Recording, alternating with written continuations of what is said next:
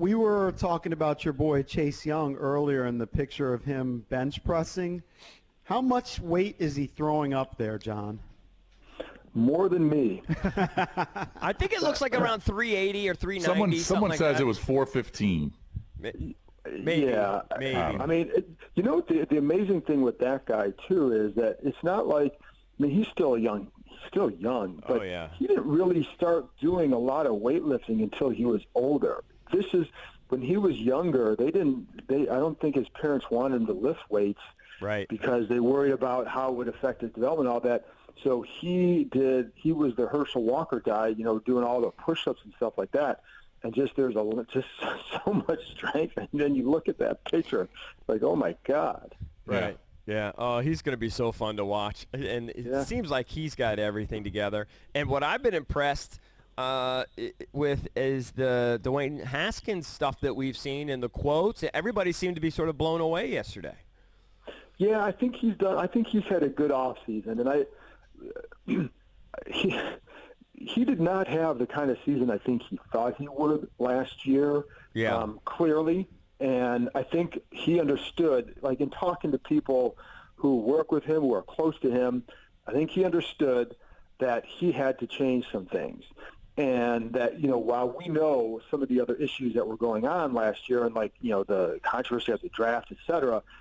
Internally, though, he felt like he had to, you had to get to work to an NFL level. And that was my thing always throughout the season, and that's when in talking to people close to him, they said that's what he kind of had to get to. And he knew that, and he changed it. And so I think you have to give him a lot of credit for that. Now, I don't know where it's going to go from here. I'm not going to sit here and say, now he's going to be this. I don't know. But what I know is that he responded well to his season, and he's done the right things, and he's worked on the right things, and so it's a nice development for him and the Redskins, and this is a good step. Where it goes, we'll see, but I think it's a really good step for him, and he is saying the right things, and I think even throughout all this, people want to see, Ron Rivera said at his first press conference about being a leader, and there are others there that want to see him become that guy too, and become more of one. And so I think that'll be a good test or a good thing or something to watch when they get back to camp, if we're able to go out and watch practice, is just that aspect of his game and just the confidence level. Because when he plays with confidence, he's a different guy. Right. Do you sense, like a lot of us sensed kind of a chip on his shoulder kind of thing last year, and that's fine. If that motivates people. It motivated Michael Jordan, maybe arguably the greatest of all time. Do you still sense that kind of fuels him, like this sort of desire to prove people wrong, or is he getting to a different level? I think it's even what I've gathered. Yeah. And I haven't talked to him at length about it, so this is just in talking to other people. What I've gathered is that he just wanted to take himself to another level, more so than just saying, I'm going to prove everybody wrong. And I'm sure that might be part of it, because there was a lot of criticism. And there was some where it's like, some people were writing him off for his career after only a couple games. Right. So that may be part of it. But I do think it felt like more to me that he felt like he had to – now, you use the word mature. He wasn't just mature in terms of his football approach in the NFL, and I think he knew that he needed to change that. That's what I gathered. And maybe there is part of that. Maybe he's saying, "Yeah, I want it," but I do think a lot of it in what my conversations is him realizing that to get to where he wants to go, he had to improve upon what he was doing. What reporter asked Coach Rivera about Antonio Brown? Do you remember? I don't remember. Why do you want to know, Jason? Well, I'm just wondering, and I was just, I mean, it's interesting that someone would ask him about that, but was his answer just a political answer to kind of be nice, or do you think that there are some interest in Brown since Haskins was working on? I didn't take it as any interest in him, because it's kind of what you're going to say about everything, and then he started speaking generically too, like they have a lot of young guys at the position, which is true, and they want to see what they can do. They have something similar at left tackle where they have young players, and rather than going out and signing a Jason Peters, they want to see what their guys can do. They understand, I think, the position they're in terms of where they're at and all that. And you need to see, at least, can some of these guys do it? And if they can, then you have something to build upon. So I didn't take it like, hey, maybe later on they'll go sign Antonio Brown if these guys don't work out. I didn't take it that way at all. I took it as a guy giving an answer, and just, for any veteran out there, we're going to take this approach that we want to see what these guys in-house can do, and then we'll go from there. But I didn't take it like, if Antonio Gandy Golden doesn't show something by August 10th, maybe we go get him. I didn't take it that way.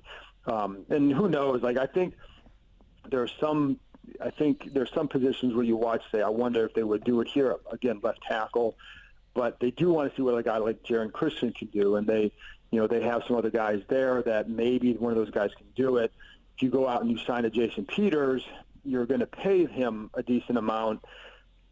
Is it going to take you from, X wins to Y? I don't know. And, but maybe you get a guy like in Christian, not as good as Peters, but maybe he can be solid or whatever, and you're in a better spot for the next few years because you have someone younger who can do it. I don't know. That's part of the thinking, and we'll see. But I didn't take it to mean that, listen, that if this guy doesn't work out, then it's a possibility, right? Antonio Brown trend. Yeah, I didn't take it that way. Yeah. John, I think last year, lost in the McLaurin hype, what he did, obviously, as a rookie, is what Steven Sims did, especially down the stretch with this team. He was targeted 36 times by Haskins, 20 grabs. He found the end zone 4 times. I'm guessing Scott Turner's going to like getting his hands on him and figure out, mismatches and where he's going to line him up in the offense. Yeah, and I think the key there is this is one of the hard parts to know right now, because we didn't see, and nor did people in the building see, how is it all going to look on the field. So I think it seems like they like him, obviously, but how are they going to use him, and how, what's it going to look like? That much we don't know, because right now everything's on paper. So, but you would think that he has the potential to be a playmaker for them, because that's what he showed.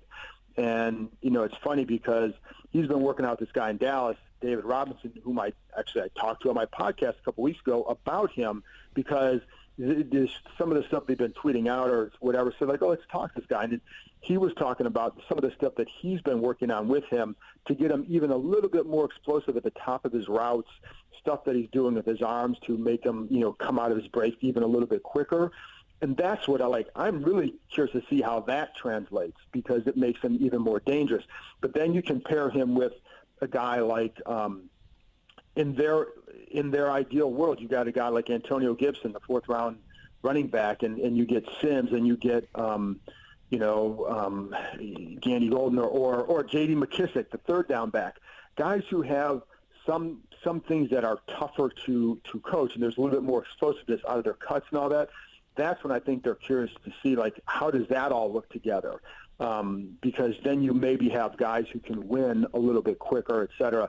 But Sims is the guy that should be that guy. He should be that guy, because he showed that he could. He was killing guys at the end of the year.